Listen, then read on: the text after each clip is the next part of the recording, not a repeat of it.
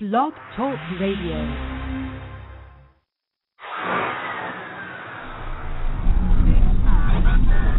From beyond the Twilight Zone, past the outer limits of reality, you're listening to the Unicus Radio Hour with your host, Robert Stanley.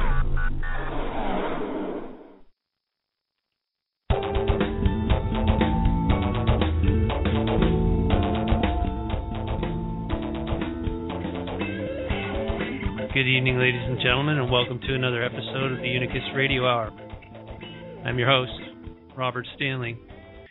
Our special guest tonight is Mr. Steve Beckow. Steve, you're on the air. Hi, Robert. Thank you. Hey, my pleasure. Glad you could make it. You and I have never met before, but I certainly appreciate the work that you're doing. And specifically, could you let the audience know briefly about yourself and the website or the websites that you have? Sure. I and about 6 other editors put out a blog called the 2012 Scenario, and it receives about 60,000 hits a day. And in addition to that, I also have a website called the Essays of Brother Anonymous, and on that website is a dictionary of enlightenment, a dictionary or a database of life after death, and a database of what's going to be happening in 2012 called First Contact. Ah, First Contact. Yep. Yes. A lot of people are interested in how that's going to play out. Oh, you bet. More and more every day. Well, pretty exciting. Yeah. Well, okay, so let's... for you personally, since I think this really intrigues me, was you'd said you had out-of-body experience in 1977? Yes, that's correct. That was the first time. So what was that like for you? Well, it actually began as a lucid dream. I dreamt, and it's funny you should mention your own experience before the show. That, well, I'll tell you. From my point of view, it was very similar because I was watching some people on the other side being rude and rough with a friend of mine, and I couldn't stand it. I couldn't tolerate it. I was so upset that I began to cry. And I think you probably are aware that when you can't stand the vibrations on one level, on the other side, you have to go back a level, right? And when you're outside your body, the level you go back to is your body. So I woke up as I was moving very quickly through space back to my body, and I was still crying. And, of course, when you're outside your body and you're crying, it's like a wail. And I remember going back into my body just as you would go into a wetsuit, so to speak, not being aware of what it was for a minute and just tapping on the outsides, where my arms were, and saying, well, what is this? And I then realized that it was my body. So wow. at that moment, I got that I was not my body. Right. And then the consciousness transferred from the inside where I was wailing to the outside, where very little of my crying got through. It was just like a little whimper. And that gave me a good idea of how thick this body is compared to the spirit self. True. So those are the impressions I took away from it. I mean, I was really amazed at what a heavy outfit this is that we're wearing, and I also knew that I was not the body. Right. And those are big learnings. Oh well, yeah, and you know what, Steve? I don't think you can instruct people about this. I mean, not verbally. It's not a vicarious thing. In other words, it doesn't work as well unless you actually, and this is why a lot of people had initiation rites in the past, whether it was through substances or fasting or a combination of, maybe drumming or whatever it was. Oh, geez. Okay. You know what? Whoever is, God bless America, somebody is really messing with the system because Steve just got dropped off of Skype. Maybe he didn't update it. Here we go again. Yeah. Sorry, Robert. I don't know what happened. You were saying initiation rites. Yeah. Have you updated your Skype recently? I did, actually. Just wondering if the updated program is giving me difficulties. I think, you know what, this is coming from intelligence agencies. As far as I know, they don't like the fact that we're having intelligent conversations, even though they call themselves intelligence agencies. They act like complete retards. Excuse me, and that's actually insulting to people that are mentally retarded. The people, a lot of these folks in the so-called intelligence agencies, you know what? They're too smart for their own good, and they don't even. In my opinion, they don't recognize that they're serving the dark side. They haven't figured that one out yet, and oh well, there's time for that. Okay, so anyway, initiation process for going out of the body, so-called. You know, as you were saying, or as there's an old saying, is that we don't have a soul. We are a soul that has a body temporarily, and as many times as we choose to do so, and not always on this world, obviously, but you know, this particular, as a person enters into a new life, it's important at some point that they have what in modern society is called a parapsychological experience. Because according to the, you know, what I've read about the Encyclopedia of Parapsychology is that they say that you cannot really know God, you cannot know yourself until you have one of these paranormal experiences, whether it's out of the body or whatever. Now, on the flip side, psychology, the Encyclopedia of Psychology, says that none of that is real because they can't validate it in a laboratory setting, or at least they haven't yet. I think we're getting closer to that. But anyway, so these two things are at odds, you know, parapsychology versus psychology. They just don't jive too well. But the point of the matter is, it's impossible to really teach that as, you know, vicariously or through the spoken word. I mean, it's interesting to talk about it, your personal experience, but until somebody really has some type of experience like that, they really don't understand it. They'll never really appreciate the value of who they are. I mean, you know, in the old mystery schools, it said, as you walked into the doorway, it always said up there, know thyself. And it sounds so simple, but it isn't. It really isn't. And the other side of it is that the kind of the space between being afraid of death and not being afraid of death is instantaneous. It's like the minute you realize that who you are is separate from your body, the fear of death falls away and never returns. But unless you have that experience, you know, there's, as you say, there's no communicating it. It's a very paradoxical situation, and too bad we can't communicate it, because being free of the fear of death allows you to stand up to the dark, for instance. You know, you're not worried about dying. It was the most beautiful thing. And she said, "You were telling me something, but I can't remember what it was." So again, there's a veil. You know, there's a veil put on us. It's like we're given information, but not too much. And my understanding is because the dark side is still battling with the light here, especially on this world. The duality is you know. Yeah, but they're leaving. The dark are leaving. I understand that. We've definitely won. There's no doubt about it. Well, the Creator is always going to win, I would think, in the end, right? Well, yeah, but there's also going to be mass arrests fairly soon. Yeah, I've heard that rumor. A lot of reports on that, not only reports from people like, I think you probably know Drake, who's been talking with various people, including David Wilcock. Yes. But also the channel messages are telling us to get ready. The mass arrests are going to be happening fairly soon. We don't know exactly when. Right. The dark will be gone. So this is actually a kind of an interlude. I mean, I don't know if you've noticed, but we haven't had an earthquake, a wildfire, a flash flood, a tsunami in perhaps 6 months. So they've taken out HARP, and the dark has stopped causing weather warfare.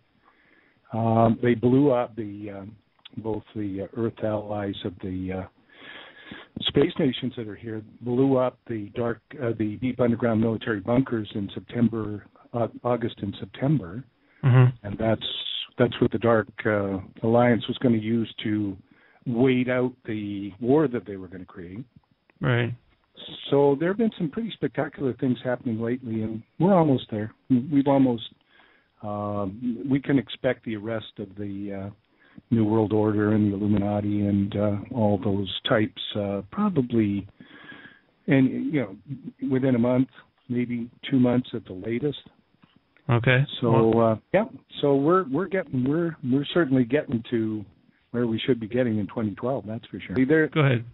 You've mentioned the transformation that's happening this year, but even that transformation is only one step in the whole overall process. The whole overall process is to realize who we are. Each one of us has to do that, and that the process of enlightenment that happens by is virtually endless. It just goes on and on and on and on. So no, I totally agree with you, Louise. Thank you. Well, thank you for your comment and for your impression so far. I'll let you go on. Thanks for taking my call, Rob. Sure. Thanks, Louise. Yeah. We're heading for a transformation at the end of this year as a planet. And as Louise said, some people don't want to stay, and that's fine. They don't have to. They can leave and continue on as they were. But for the people who do want to stay and go through the transformation, it's going to be an incredible event.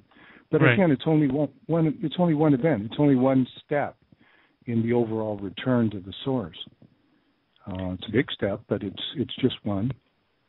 Yeah, the veil is actually very thin. When we talk about going out of our body, it's not like you're going very far. It just feels very different. It's like the difference between air and water. It's a different density. It's a different frequency. It's a different environment, but it's all around us. Yes. And well, there's a lot. All right. But let's just talk for a sec about the stages of this enlightenment, because you referred to one earlier, I think, before the show, and then we come back to 2012. But all right. You said that we couldn't know God until we knew ourselves. Right. And that actually refers to knowing the Christ consciousness, the discrete light that we all are, right? Mm-hmm. As children of God, we're all this discrete light. And once you know that discrete light, that the infinite light as a discrete point, then the next step is to know that light in all of creation, and that could be called the same as knowing what Christians call the Holy Spirit, what Hindus call Shakti. Mm-hmm. That's the light in all creation. And then if you meditate again more on that light, it becomes the transcendental light, which is the light of the Father in Christianity, or in Hinduism they call it the light of Brahman. Right. So those are the three stages that no one can miss out on, so to speak. Those are the three stages of enlightenment. And again, once you know Brahman, so to speak, or the Father, there's many more stages than just that, too. Oh, sure. Well, why don't we talk about what's happening in 2012, please, Robert, go ahead. Maybe it might be a little clearer. Yeah. The Galactics came in the 1940s because we exploded nuclear bombs and we were destroying some of their worlds on other dimensions, but they also had a wider purpose, and that's to prepare us for the transformation that will be happening at the end of 2012. Right. But they were bound by the law of free will. They could only interfere so much in our affairs, but that also lifts once we pass a divine deadline around the events of 2012. And recently we passed deadlines which now see the Galactics able to, for instance, cause weapons not to function on the Earth and things like that. So we're moving towards this climax at the end of the year.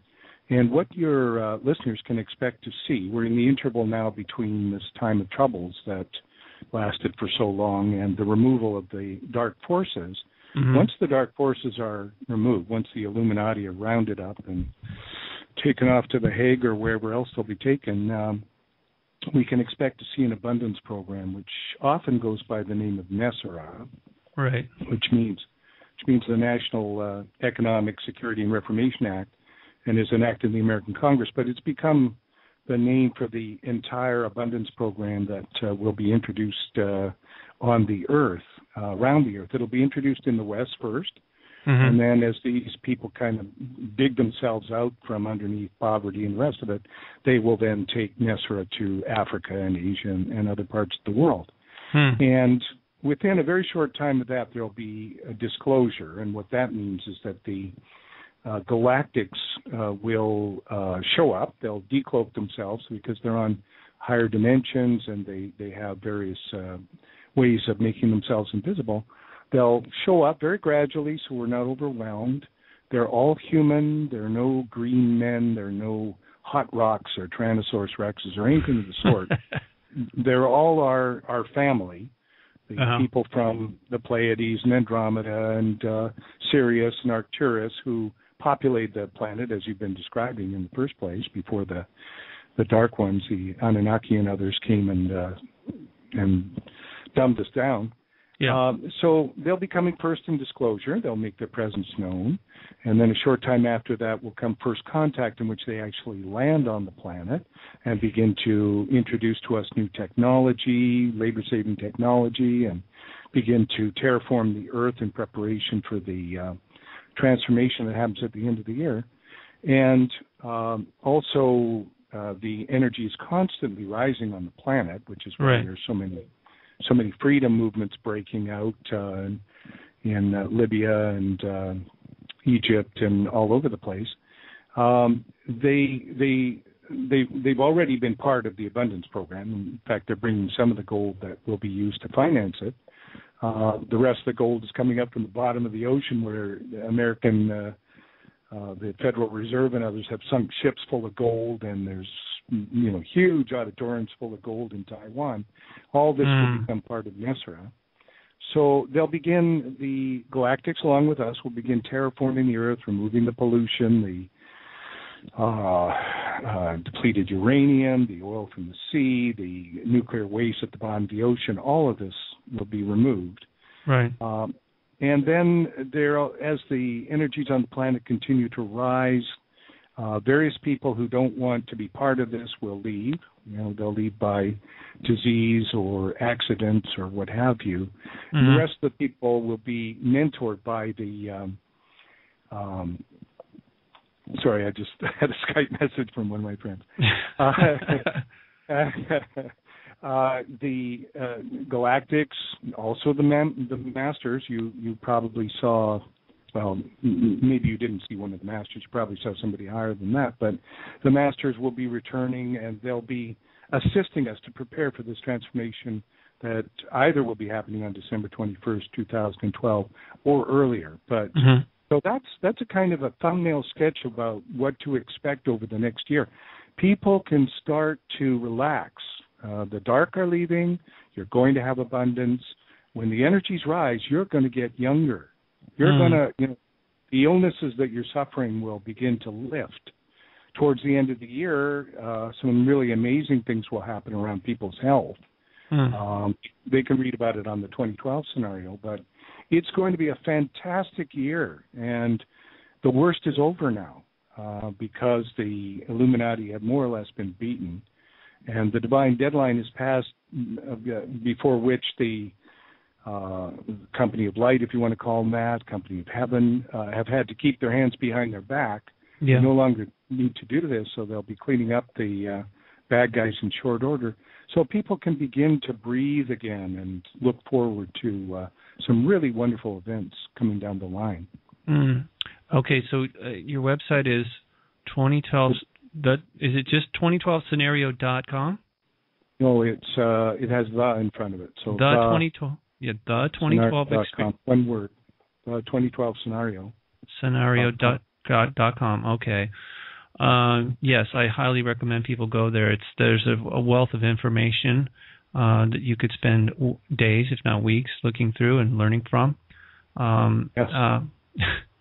You see, at first I was wondering how you did all that. Now you tell me you've got associates helping you, so that makes a little more sense. Brilliant team of editors. They're doing a wonderful job, and at the same time, they're busy on other projects too. I'm you'd be sure. Surprised at what they're all doing. And the gentleman who just Skyped me, Graham, has several radio shows on Block Talk Radio on these subjects, in Light Radio. So another gentleman, Jeff West, is doing a hour-long galactic news show. How about that? That Cosmic Vision News. And another fellow in Australia, Stephen Cook, is planning to do another news show. So it's really starting to open up. Yeah, well, you know, can I just give your listeners a kind of an idea of the charade that's going on globally? Just go ahead. You say, you know, when the dark are undone or something. Yeah. Let's just look at some of the indicators that, for instance, that the American military has been kaput for maybe 5 years, perhaps. Right. So here are some of the indicators. Okay. The American Navy, for instance, prides itself on its carrier fleet, right?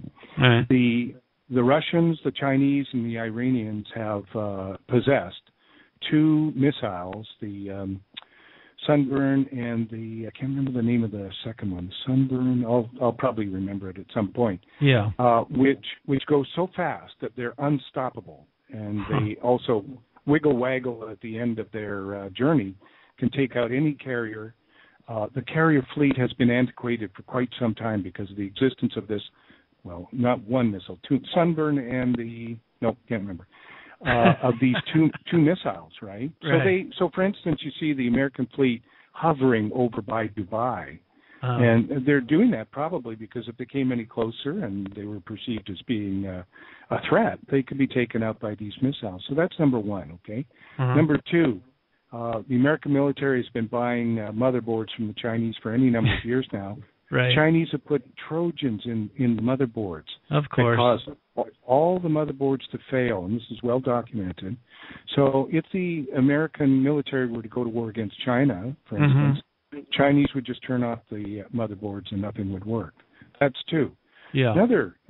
Several other examples here. Vice President Dick Cheney flew home from Australia some years ago, and all of a sudden everything went wrong in his plane, right? All the electrical systems went haywire, and he had to land in Singapore. And when he landed in Singapore, a Chinese military attaché came up to him and explained to him everything that had gone wrong on the airplane. Now, I could go on and on listing things that demonstrate that the American military could not stand up to the Chinese or the Russians.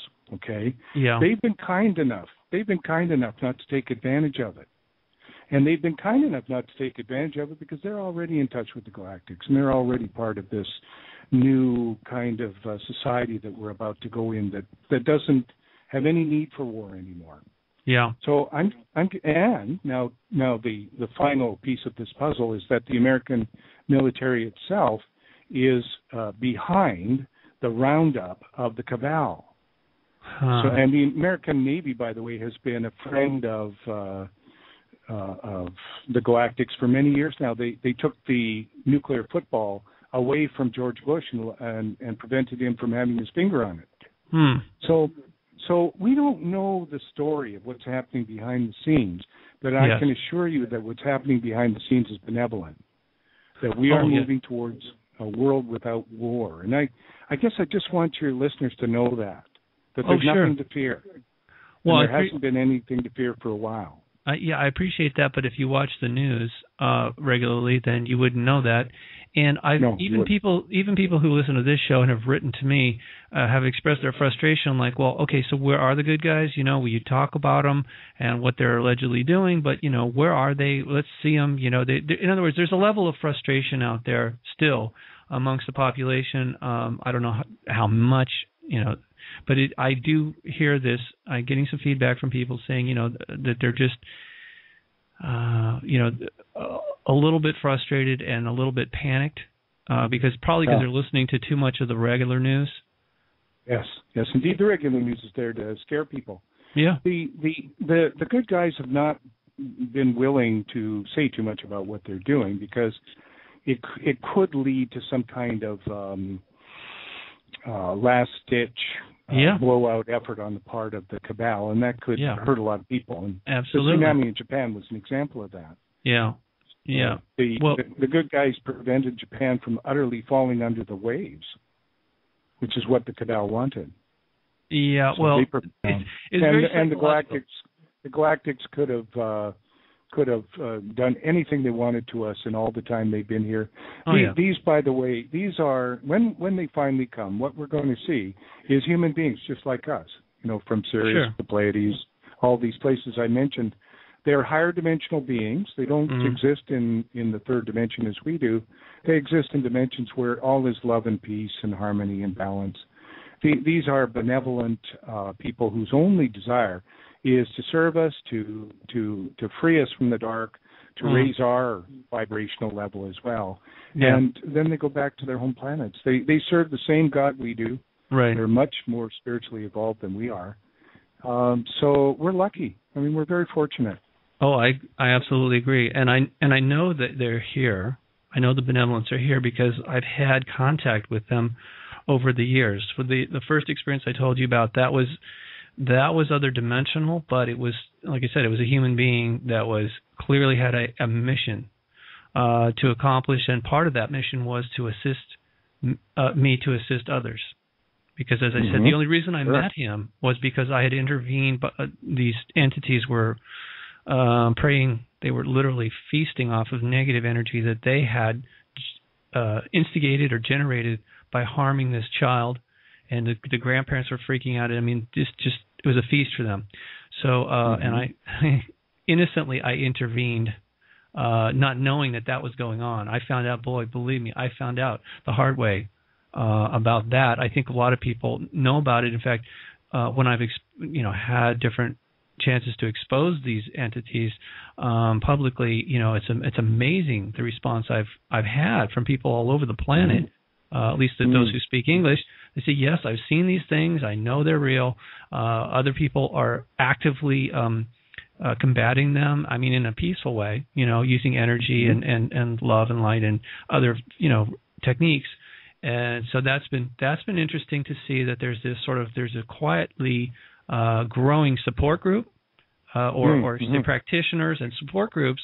And we're not talking about abductions. We're just talking about simply about these entities on another level, coming in and feeding off the negative energy that's generated through human emotions when we're involved in negative things, which we have been consumed in this world for a long time.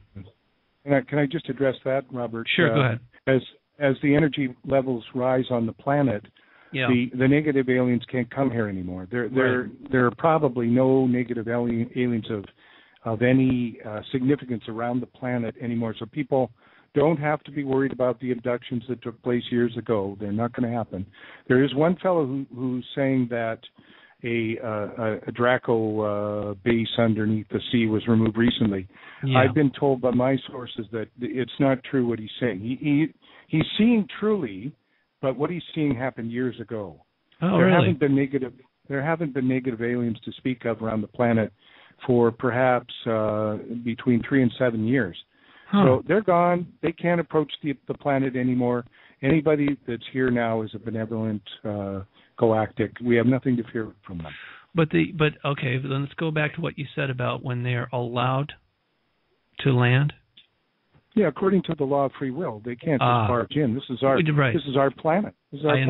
I understand. But Steve, our party. Most people, I just want to say to your listeners, most listeners that are hearing this now, so in April rather than say July or September or something, are in all probability, well, they're certainly light workers. Yeah. And in all probability, they're starseed. So what a starseed is that you've come from another planet. Right. And you incarnated here on Earth to assist at this time. So very soon your time of service will come up, and you'll just feel a desire inside to do some work for this transformational scenario that's happening. And everything will happen in its right time. The money will come. The call will come. Again, in this regard, two people can relax. It will all just happen like clockwork. But I did want to say that before we got off the air. Well, anytime soon. But I'm hoping that the average person on this world has already, made it clear to our extended family from the stars that that they're welcome to come here, interact with us, and that we're ready for this now. I think they have the message from a nucleus of people. So, and they, as you say, they can read everything that happens on the earth, including the rise in collective consciousness and collective compassion. Yeah. And so they are aware. They communicate to us that they are aware that the receptivity is growing. I should mention to your listeners that the galactics, the celestials, the ascended masters communicate freely on the internet through messages weekly, sometimes monthly, whatever. They talk about all aspects of what's happening with us. And in fact, on the programs that Graham, my friend, who I mentioned earlier, is doing on Inlight Radio and Blog Talk Radio, there's a medium, a channel named Linda Dillon, who channels many of the galactics. And it gives them the opportunity to discuss with us various aspects of things that we may be curious about. So there is a good discussion going on. Well, I understand what you're saying. I think some people, though, would like to have a face-to-face conversation, and unfortunately, I guess it's just not time or it's not safe for them to land and walk among us right not quite now. Yet, no. Yeah. But soon. Yeah, well we know that they read the internet channeled messages. Oh, yeah. The galactics know they read those messages, and they communicate with that in mind. Well, there was a circumstances. I don't have it directly in front of me, but I'm thinking now it was sometime in the 1960s, early 1960s, on K Street, where the CIA and they had a special office there for satellite imaging analysis. Anyway, there was a group there that was actually, and this is going to sound weird to people, but they were. One of the officers was somehow channeling people on the spaceship, and so of course, military being skeptical, the intelligence officer said, "Well, why don't you prove to us that you're real?" And they said, "How do we do that?" And they said, "Well, show us one of your ships." And they said, "When?" And they said, "Now." They said, "Okay, go to the window." So they go to the window. Sorry, and there was this UFO hovering over the city, Washington, D.C. And there was so much confusion and commotion at that point that the channel lost communication. The individual who was channeling, one of the pilots of the craft, broke contact.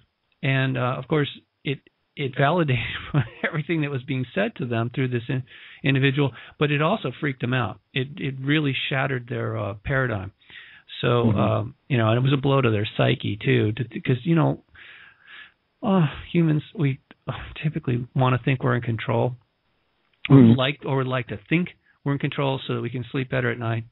So and I can tell you from experience, I was never much of a control person, but when I actually had one of the first telepathic communication with a ship, and it freaked me out so bad because I had this feeling. It's sort of like when you get a tingling, like a hair standing on the back of your neck, and you kind of know somebody's looking at you when you're walking down the street or something. You just know somebody's staring at you. Well, I was riding through the hills on a motorcycle one night, and I just knew they were up there. I don't know how I knew. I just had this crazy feeling like, man, why are they following me? And so I looked up. I looked up to this one region of the sky. I mean, not far away. It was just a dark area of the mountain as I was riding along. And I said to him, it was more of an experiment. Okay. At that point, I said to him, I know you're there, and I know you can hear me. And I said, you might as well just show yourself. I said, because I'm not going to hurt you. There's nothing I can do to harm you. As soon as I had that thought, they turned the light on the ship, and it was pacing me at, I don't know, not even a half-mile distance, but it was going the same direction as me, at a very slow speed. It's a latent gift left over from the dark side. So they have this need inherent genetic need to control others. And they don't like it when we talk about liberation and enlightenment and, what's coming or what has come to pass. That makes them very upset. So there's energy coming from all kinds of places. Sure. There's energy coming from the galactic sun, the black hole in the middle of the of our particular galaxy. There's energy coming from higher dimensional beings who are sending us energy. But the transformation that's going on right now in 2012 is not just happening here or even in our solar system or even in our galaxy. It's happening in selected places all over the universe, and does happen. It happens every so often, and it's a planned event. This is not. There's nothing accidental happening. It's all being very well planned and monitored and scheduled and what have you. Yeah, that's one thing I don't think most people recognize is that some of the lies we've been told about consciousness. It's primary. It's not something that just randomly occurs due to freak mutations. It's there is a design. There is a designer. Sure. And there's many dimensions too. Absolutely. And when we leave our bodies, we go to the fourth dimension on the astral planes. After a time in the fourth dimension, we go to the fifth dimension, which they call the mental planes. Mm-hmm. After a time to the causal plane. After that to, I think, the Buddhic plane, nirvanic plane. Yeah. There are many, many dimensions. There's 12 dimensions to human existence. Yeah. And so, but the people sending the energy are way, way beyond the human rung of evolution. That I don't know how to speak about dimensions in relationship to them. Well, let me try and explain it from my perspective. Is that to use that word, it's like a box. Dimensions don't describe it as well as frequencies. Sort of like octaves are all connected, but they're separate. Well, but octaves are several dimensions. Okay. If you fine, let's just call them notes then within an octave. What you say depends on your where you're talking from, so to speak. It depends on your perspective. One could say that there is no new energy created, but one could also say that there is new energy created, and it would depend upon where you're talking from. Right. So it's the same with a lot of what we're talking about here. It's fine at the relative, not so fine at the absolute. Mm-hmm. So it really does depend on where you're talking from. But why don't you continue? Oh no, that was it. That was it. Here's the thing too. You have seen the face of our Creator, and there's only really very few people in this world that have had that privilege. However, I think in the future, all of us are going to have that opportunity, or I should say, it's going to it'll become far more commonplace.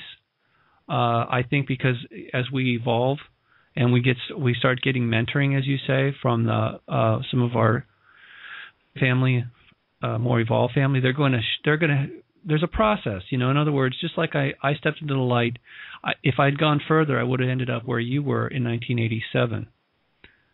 Because that's actually it's not quite accurate, Robert. But please continue. That's fine. No, I haven't seen the face of God. I haven't seen.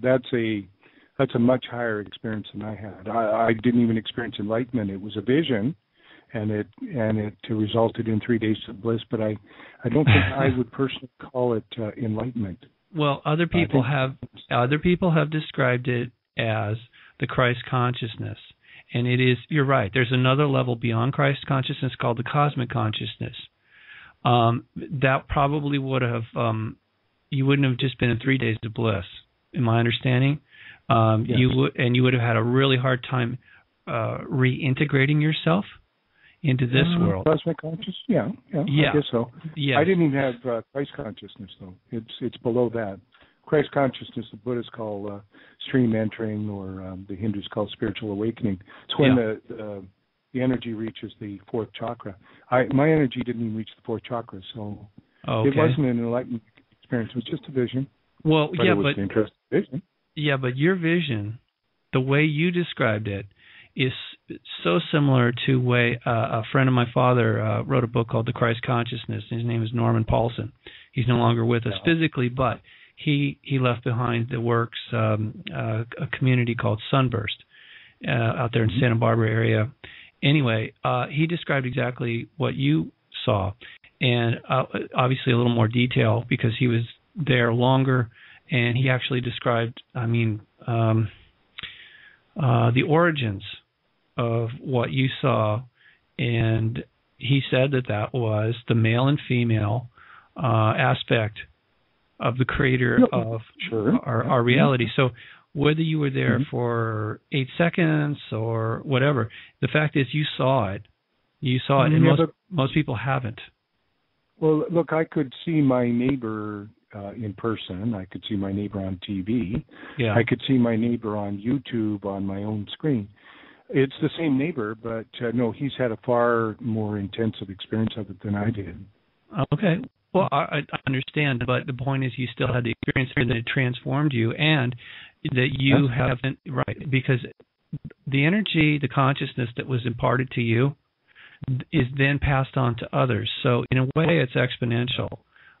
This is kind of what I was trying to say before about once a person starts to generate, using the consciousness to generate light or energy, that it's infectious. It actually doesn't dissipate. That so-called law of entropy is a really bad joke that's been perpetrated on mankind.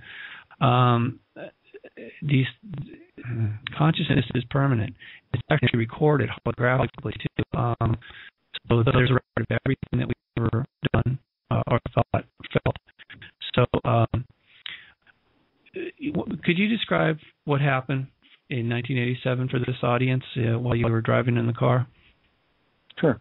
Well, I just had a full breath release in a rebirthing workshop the weekend before, so I felt exceptionally cleaned out. Yeah. Very pure at that time, and I think that had a lot to do with it. And I'd been studying in my doctoral sociology program how to be a counselor, and I'd been doing listening with people, right? I'd listen until their puzzle became a picture. And I had this brilliant thought as I was turning the corner in my car, well, if, and I said this to the universe, if people's early lives are a puzzle, and when they solve the puzzle, it becomes a picture. Could it be that life itself is a puzzle? And if so, what's the picture that life is, right? So this is the question I asked the universe. All of a sudden, the screen of my car disappeared. The windshield disappeared. And everything became black. This is Thank You White Knights, and I hope you enjoyed this video. For updates and to go to the source of this article, please find the link below the YouTube screen while watching in YouTube. For the latest news and updates, please visit thankyouwhiteknights.com.